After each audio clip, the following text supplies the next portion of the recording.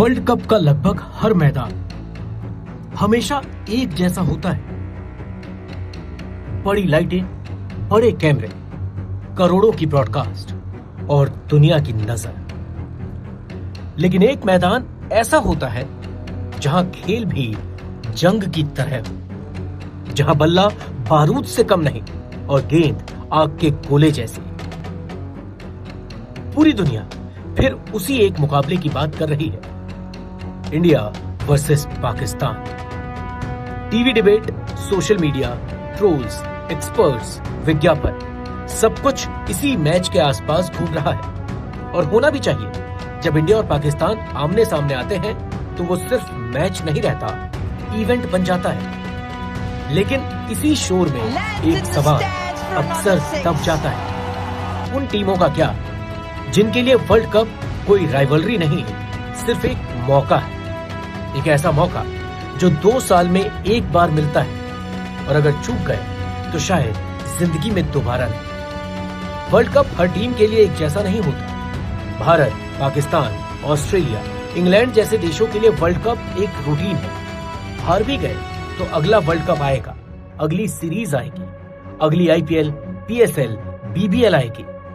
लेकिन Netherlands, Nepal, USA, Namibia, Scotland, Oman, Ireland, Canada, UAE, Italy और अफगानिस्तान जैसी टीमों के लिए वर्ल्ड कप कोई रूटीन नहीं है। वो सपना भी नहीं है, वो सिर्फ एक मौका है खुद को साबित करने का।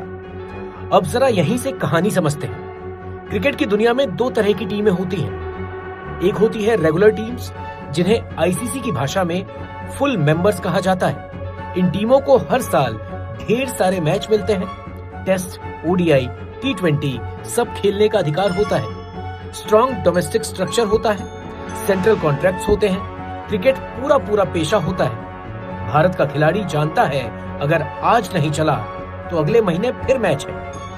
अब दूसरी तरफ आती है एसोसिएट टीम्स। ये वो टीमें हैं जिन्हें कम मैच मिलते हैं, ज्यादातर सिर्फ टी20 या ओडीआई तक सीमित। फंडिंग कम है, डोमेस्टिक स्ट्रक्चर कमजोर है और सबसे बड़ी बात, फ्यूचर अनसर्टेन। इन टीमों के लिए वर्ल्ड कप में पहुंचना ही जीत जैसा होता है। अब सवाल आता है, ये रेगुलर और एसोसिएट तय कैसे करते हैं? इसका जवाब टैलेंट से नहीं, सिस्टम से जुड़ा है। आईसीसी देखती है किसी देश में क्रिकेट कितना पुराना है, डोमेस्टिक स्ट्रक्चर है या नहीं, फाइनेंशियल स्टेबिलिटी है या नहीं, गवर्नेंस ठीक है या नहीं। मतलब साफ है, ये सिर्फ मैदान की लड़ाई नहीं, बोर्ड रूम की भी लड़ाई है। और यहीं से खिलाड़ियों की जिंदगी बदल जाती है। कागज पर ये टीमें छोटी कहलाती हैं, लेकिन जब मैदान में उतरती हैं तो ऐसा बिल्कुल नहीं लगता ये कोई हल्की टीम है। असल फर्क मैदान का नहीं है, असल फर्क तैयारी और सिस्टम का है। भारत, ऑस्ट्रेलिया, इंग्लैंड जैसे देशों में क्रिकेट एक पूरा पेशा है। बच्चा 10-12 साल की उम्र से एकेडमी में जाता है, एज ग्रुप क्रिकेट खेलता है, डोमेस्टिक क्रिकेट, फिर आईपीएल जैसी लीग और फिर नेशनल टीम। यहाँ खिलाड़ी साल में 60 से 80 मैच खेलता है। क्रिकेट उसकी नौकरी है, उसी से उसका घर चलता है। अब दूसरी तरफ देखो, नीदरलैंड, स्कॉटलैंड और आयरलैंड जैसे देशों में क्रिकेट फुटबॉल के पीछे चलता है। यूएसए, कनाडा, यूएई और इटली में क्रिकेट ज्यादातर बाहर से आए लोगों के साथ पहुंचा। नेपाल में स्टेडियम छोटे हैं लेकिन क्राउड पूरा जुनूनी है। और अफगानिस्तान में क्रिकेट उस माहौल में पनपा जहां लोगों को जिंदगी का भरोसा नहीं था, लेकिन खेल बचा हुआ था। इन टीमों के खिलाड़ी एक जैसी जगह से नहीं आते। कोई आईटी में काम करता है, कोई स्टूडेंट है, कोई कोच है, कोई ऑफिस की जॉब करता है। कई खिलाड़ी सुबह नौकरी करते हैं और शाम को ट्रेनिंग पर जाते हैं। कई लोग जॉब से छुट्टी लेकर इंटरनेशनल मैच खेलने आते हैं। यही वजह है कि इन देशों में क्रिकेट अक्सर पार्ट टाइम जिंदगी जैसा होता है। कॉन्ट्रैक्ट्स छोटे होते हैं, मैचेस कम होते हैं और फ्यूचर का कोई भरोसा नहीं होता। एक एवरेज एसोसिएट टीम का खिलाड़ी साल में सिर्फ 15 से 25 मैच खेल पाता है। उसकी सालाना कमाई कई बार $5,000 से $30,000 के बीच होती है। कुछ टॉप खिलाड़ी $60,000 से $90,000 तक पहुंच पाते हैं। लेकिन अमेरिका और यूरोप जैसे देशों में ये पैसा भी बहुत ज्यादा नहीं माना जाता। इसलिए ज्यादातर खिलाड़ी क्रिकेट को ही अपना करियर बनाने पर भरोसा नहीं कर पाते। अगर चोट लग गई तो सिर्फ टीम से बाहर नहीं, नौकरी और कमाई भी खतरे में पड़ सकती है। ये तुलना किसी को छोटा दिखाने के लिए नहीं है, ये फर्क समझाने के लिए है। फिर भी जब ये एसोसिएट टीमें मैदान में उतरती हैं तो डरती नहीं। नीदरलैंड पाकिस्तान को परेशान कर देती है, नेपाल क्रिकेट की जननी इंग्लैंड की हालत खराब कर देती है, यूएसए जैसी टीम भी भारत का डटकर मुकाबला करती है। अफगानिस्तान अब हर बार बड़ी टीमों के लिए थ्रेट साबित होती है। क्यों? क्योंकि दबाव बराबर नहीं होता।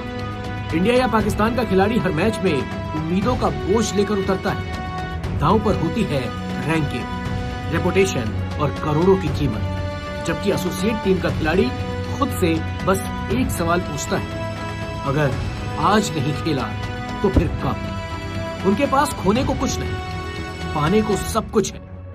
और टी20 क्रिकेट के इस फर्क को और छोटा कर देता है।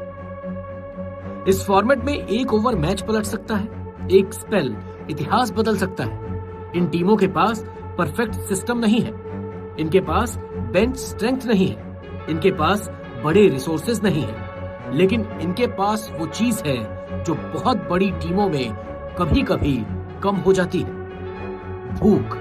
ये टीमें मैदान में उतरती हैं ये सोचकर नहीं कि हम छोटी टीम हैं, बल्कि ये सोचकर कि आज का दिन हमारा हो सकता है, आज हमारी भूख मिट सकती है।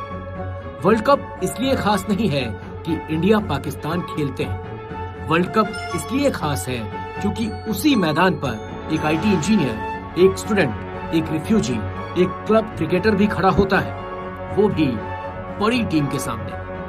वर्ल्ड कप अब सिर्फ ट्रॉफी की लड़ाई नहीं है, ये उस खिलाड़ी की कहानी भी है जो सुबह नौकरी करता है, शाम को देश के लिए बल्ला उठाता है और मैदान में उतरते वक्त खुद को छोटा नहीं मानता। क्योंकि जब गेंद चलती है तो नाम नहीं दिखता, पैसा नहीं दिखता, सिर्फ हिम्मत दिखती है। और उसे पता होता है ये मैच शायद 2 साल बाद है या शायद कभी नहीं। इसीलिए वर्ल्ड कप असल में 2 अलग अलग कहानियों का संगम है। एक कहानी डोमिनेंस की, दूसरी मौके की। और जब इन दोनों कहानियों का संगम होता है तो क्रिकेट और भी ज्यादा खूबसूरत लगने लगता है।